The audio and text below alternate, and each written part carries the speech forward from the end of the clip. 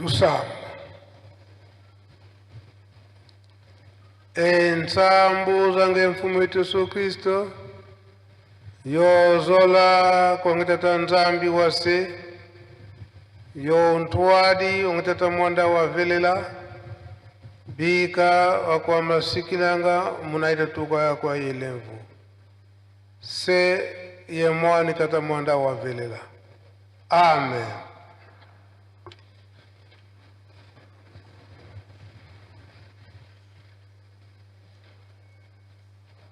O kombo ya tata ya mwana pitata mulimo santo. Solo lelo o yezali était le 2 juillet l'an 2024. Milulu na biso na kati na lingomba ya tata Simo Kimbangu. Mingi bakomona kaite libanda a bakimbangiste pe ba fête eleki mingi ya solo pambate na ba fête wana nde tokokanisaka ba événement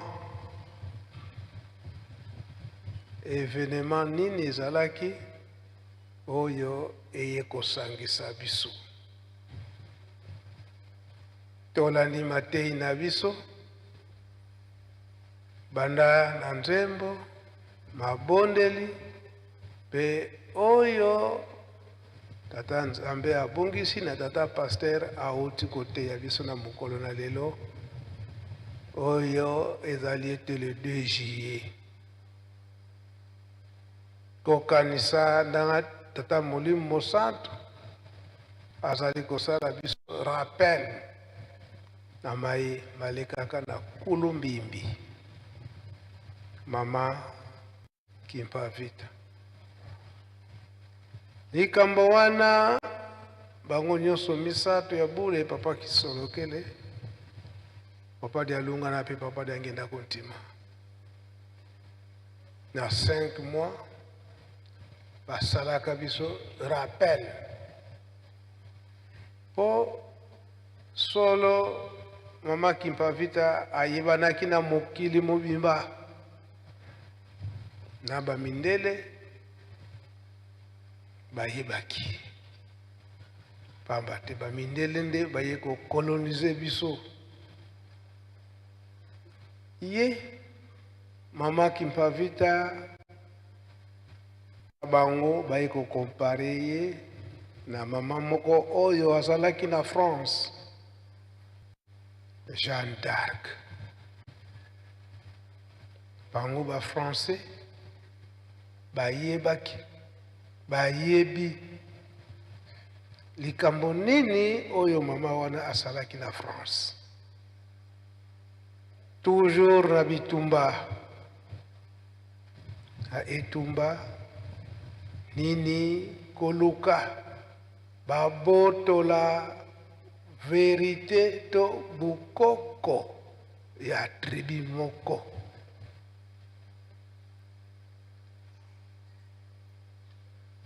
Mama Kimpavita abundaki etumba wana pamba te posa ya bandeko na biso ezalaki ete babotola bukoko oya biso batu mwindu. C'est vrai et que bayaki ko réussir. Teke bayaki ko réussir likambo yango kobotola bukoko na biso yango papa Mfumalongo, papa Diangenda Kontima en 1988 na voyage na ya suka na Mbanza Congo alobi ete na ye pwete tozongela likambo wana ba oyo bazwaki biloko na biso ya bokoko wana baya kozongisila biso yango. Batu ya presse baza na maloba wana ya papa liangenda kuntima. Lakini en 1988 voyage na ye asuka na Mbanza Congo. Tokanisa mama kimpa vita. Ngo tozo komona lelo yo papa Mfumalongo, papa Simon Kimbangu Kiangani alobi ete tokokende Kulumbimbi. Donc spirituellement eloko oyo babotelaki biso esi Tata Molimo Santo esi azongisaki. Etikali ete physiquement mokili mobimba eyeba ete eloko na biso ezongi na maboko na biso. Na suka na 5 mois wana papa Mfumalongo, papa diangenda kontima asalisaka théâtre abana ya JT Kinkamba ndenge nini bapaya bayaki kobotola eloko na biso oyo ezalaki na Mbanza Congo. Awa nazali koloba boye baye oyo bazalaki na tango wana na 5 mois surtout wana JT Kinkamba bayebi. Toye kokanisa pasi oyo mama Kinzembo amonaki le DG denga kotika biso kuna na boma akangamina papa Simon Kimbangu elongo na 1921 wana mama Kinzembo ye mtabokoli papa Simon Kimbangu. Bamindele batunaki mama Kinzembo, eske likambo oyo ozali kobomba na kati na ndako na yo eske oyebi te solo ete ezali Tata Molimo Santo? Mama Kinzembo alobaki wi na bosa yango te ke likambo yango oyo tozali kobomba na kati na ndako na biso ezali ni ya Tata Nzambe oyo kofana na kati na ndako na biso.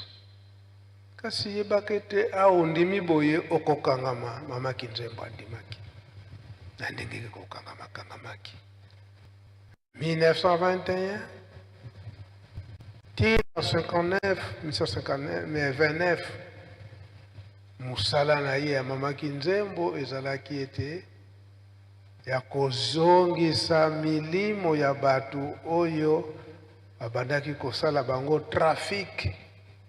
Pamba te mutu mwindu akomaki eloko pamba kotekama na bazandu mutu bazwiye bake kochai na zandu batelemisi ye mutu nyonso oyo aza na posa na ye aye kosomba na ye ake kokoma muumbu esika yake.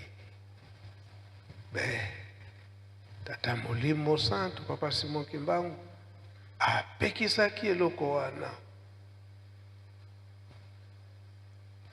yango ebandaki komona na eke basali traite noire kosomba batu awa ezala Angola ezala RDC Congo Brazza kosomba batu komema bango ti na Pointe Noire. Kuna na Pointe Noire bango nyonso bake kotia bango wana ale bamindele bazali koya kopona nga nalingi oyo nakena ye nga nalingi oyo akena ye bazokoma kuna ba esclave tala nani mugumbu ndenge nini akozala kai esika na mutu oyo asombi ye donc akotraite ye ndenge ye alingeli ye yango bamisusu ebandaki komonana ete oyo aza mugumbu asaleli mingi na patron na ye akoloba ete mugumbu oyo ngai ntango na kokufa na kotika ye te esika soki ngai nakufi bozwi ye botie na libulu oyo bakokundela ngai ye na se ngai na likolo moto mwindo anyokamaki loko wana nyonso wana papa Simon Kimbangu akangaki yango nzela sikoyo bazosomba lisusu bato te na ndenge kosomba mutu ekomi lokola bamindele bamoni ete mutu mwindo azwi mwa mayele bazolinga susu te kosomba bango ndenge wana bachange forme eke kozwa milimo na bango mutu akufi omoni ke nzoto etikali molimo ekei te mama Kinzembo devoir azwaki ya kozongisaka milimo ya bato nyonso wana a partir ya banana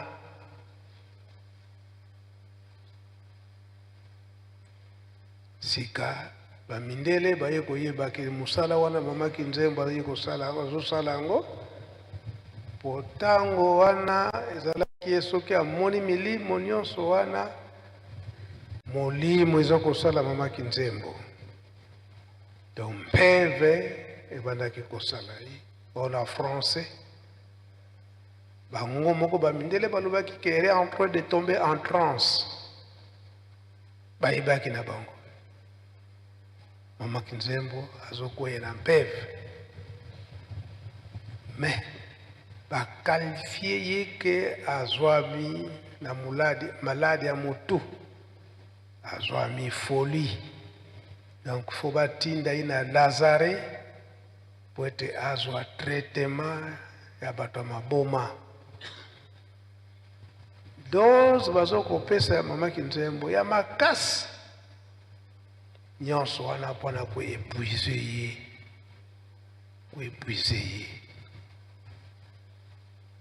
tikino bayaki kolonga na le 2 juillet wana eke mama Kinzembo aya kokufa kasi yambo mama Kinzembo akufa abengaki mwana na ye koko na ye papa Kisolokele bengaki koko na ye papa Kisolokele tala makambo oyo bazalaki batémoin bato oyo bakangamaki elongo na papa Kisolokele bato ya Kinzungidila moko mboka na ye mpangu awo na libanga ya Mamwilu mususu na Nzundu ye moko mfumu Mvuti abingisaki bango mama Kinzembo alobi batata na ngai nga naza kokende kasi mwana oboma ye malamu esalamaka ndenge wana papa Kisolokele azwi relève wana kino na 1933 bokei ya mama Mwilu kuna na boma ke kotala papa Kisolokele nde amemaka pe papa Diangenda bazongi awa na nkamba baye kozwa baton nde papa Diangenda ake kofanda libela kuna na boma esika wana ntango aye kosilisa kelesi nde azwaki relève wana mama Kinzembo abandaki kosala nde papa Diangenda ayaki kokanga lisusu physiquement oyo trafic ya biso bato yindo potokendeke poto ntango batiaki receveur principal ya douane kuna mwanda esika nde bayaki kokangela genome oyo babandaki kotinda lisusu na poto nde accident oyo tomonaki ke papa de Ngenda akendaki kosala na Ndunzi na le 17 janvier wana 1947 mpona nini mpona kowelela kaka biso bato mwindu kowelela biso bato mwindu yango lelo oyo biso tozali bankole tozali bana bankole tozali bakoko ya bankole tozali bakokololo ya bankole. Papa Simon Kimbangu Nkiangani alobi ete memorial yango oyo topesi bino botonga mpona Kikongo bakolobaka ete Tata Nzambi Kadianga Kiandi eteke nako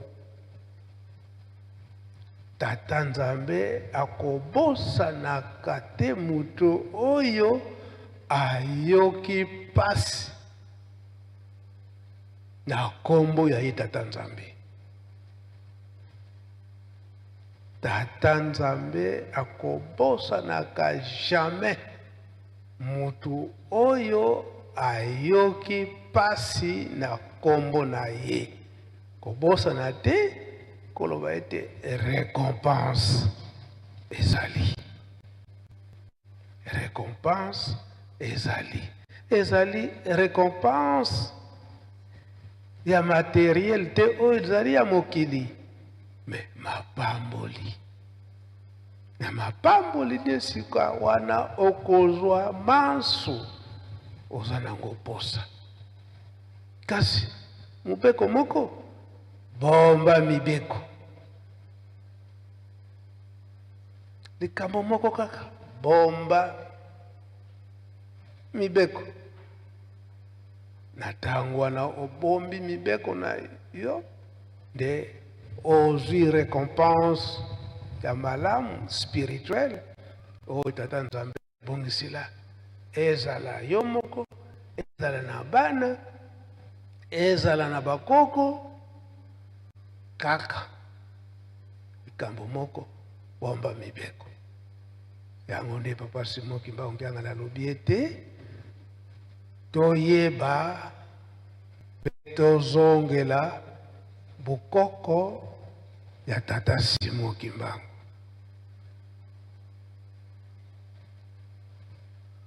Fariki totonda Nzambe nzembo totonda Nzambe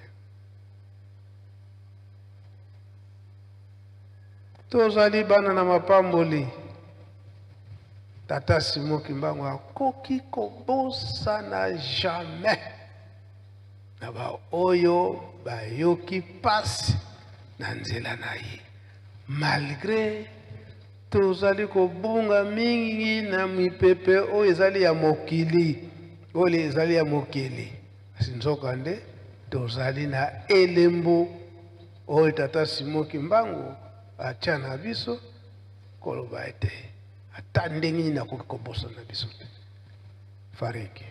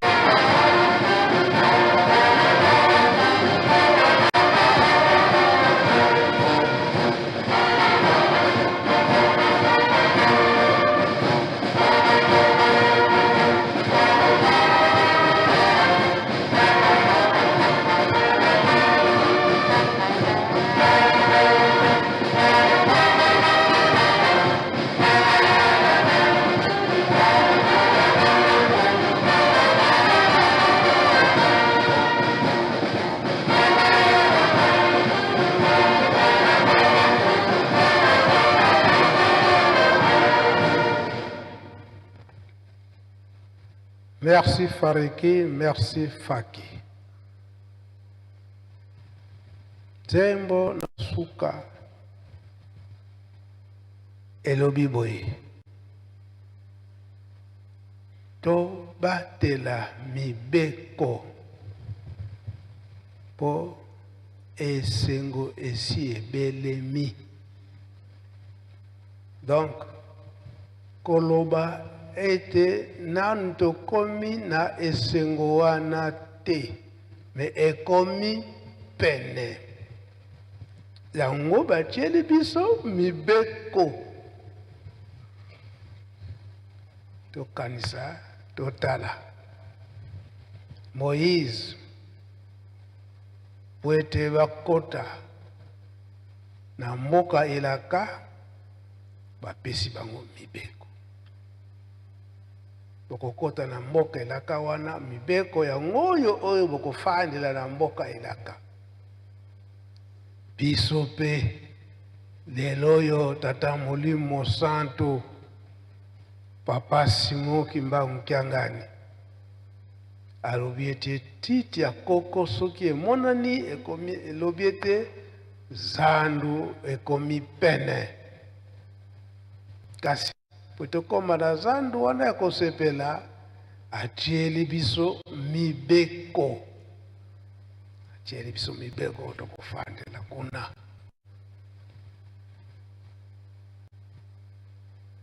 Tozo komona ke makambo mingi oyo Papa Simon Kimbangu Kiangani aza kotiela biso. Tozo mona ngo ndire surprise likambo boye. Toyebaki teke papa kotia likambo boye. Alobi ete action de grâce. Action de grâce. Oyo bazana bobangi tata Nzambe.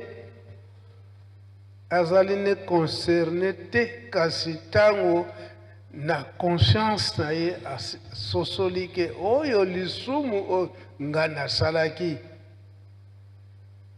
ezali ya kobombama aye ko se présenter na nganga Nzambe. Nga nasalaki lisumu boye. Nganga Nzambe akotuna osalaki yango. Kasi yokola osalaki etumbu te, kende kosala nanu etumbu. Toboyi te, kende kosala nanu etumbu. Soko sali etumbu, baye koyamba yo. Okomi propre na miso tata Molimo Santo. Me osali etumbu te, na mutu makasi, bafoka kabayamba ngai. Na mutu makasi osali, umona pe bakoyamba yo. Bayambi yo. Wane komi nango na bunzoto. Kasi na Molimo osali eta eloko moko te. Ya komonana ndenge monaki Moïse ke akotaki te. Ye moko mtataki mibeko kasi akotaki te. Pwana nini akalaki kotubela te na lisumu ya koboma mutu na Egypte. Bino batata pasteur nde bakoteyaka biso. Yango nde lelo yo tata Molimo Santo Papa Simon Kimbangu Kiangani azoko sala biso na malembe. Mwana tata Simon Kimbangu oyo oza na lembo na ye, oyo koko na yo aza na elembo tata Simon Kimbangu baboti na yo tososola ngonga yango oyo.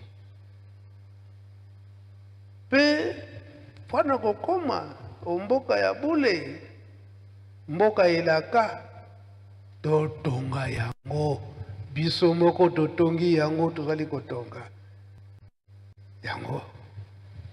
Papa balubaki ete yambo bokota na nkembo wana, bokota na mboka elaka, botonga nanu Yerusalemi. Tango wana ba pasteur batu bakengi bazoko tambola kolokota mbongo. Botongi nkamba, bolesi nkamba, boye nkamba. Condition wana batata batikelaki biso totonga Yerusalemi. Na tango wana yo oza no mundimi. Kasi usakuloba nakotonga ngana kopesa te nakopesa mbongo boto yebi te kutunzela nini ezaliko kende okosutuka boye tango okoma na premier poste moyo okota ezali te pona nini Yerusalemi yango yo kasi esika na yo ezali te pamba te otongaki na yo te mokolo yenga na Kinshasa kuna tata Molimo Santo atie maloba ya papa Diangenda papa kulutu mwana ya yambo tata Simoki Mbangu nkole ya liboso pamba te aona nkamba mutu bakangaka liboso nde papa Kisolokele kasi akomi na premier poste oyo message papa Diangenda apesaki ete mama Mwilu atuni eske solo oyikasi wapi mokanda oyo baleki na oyo bapesi yo po oyo kokota awo donc esika wana bandimi tokoka kososola tozali kobima awa tozali kokende libanda mpona kotonga Matei oyo tolandi toyoki euti na kati na Bible Matei oyo towuti kopesa sika soki nanu otongaki te soki nanu opesaki te papa Diangenda na 1989 tango alobelaki yango ete bapare ekoya oyo ezali ete okota na zamba ata ozosolola na mutu oyo aza na États-Unis na telefone biso tozokokanisa batelefone eza eloko moko monene ndenge nini okomema yango bisika nyonso wana epuis toyebi ete batelefone ezalaka na basinga mosusu ya likolo mosusu ya sa mabele esiko bamindele yango atako bango basalaka ndenge nini babanda kolekisela kasi lelo eza koluka nango basinga ya likolo to ya se sur satellite oza kosala na telefone kaka na batelefone wana ndenge papa Diangenda alobelaki yango bokoya lisusu na foni te ke mutu aza na Kinshasa atindela yo mbongo aya kodepose na foni baluki mutuka eya kotikela yo esika ozali te kaka na telefone maso oza kosala na 89 liloba wana ebetisaka mabaku na bato ndenge nini kozalela ndenge toenregistraka makambo nyonso wana ezali na bande na cassette papa Diangenda ndenge alobelaki yango tala lelo eye kosalama bango kutu baza te eye kosalama bango kutu baza te donc koloba ete liloba ya Nzambe liloba ya Nzambe donc yango tolobi ete soki nano komisi kombo te biso bankole batelefone ezali bengisa ozwa otonga Yerusalemi po ete na mokolo na suka ozwa esika na kati na Yerusalemi maso kaka na kati na bolingo mibeko mpe misala okombo tata mwana mpe tata Molimo Santo amen. Bika twakubike no moko twatonda lusia musu tutambuli kwa sedieto muzola kwa se ye mwana tata mwanda velela mukumbwa se ye mwana ye tata mwanda velela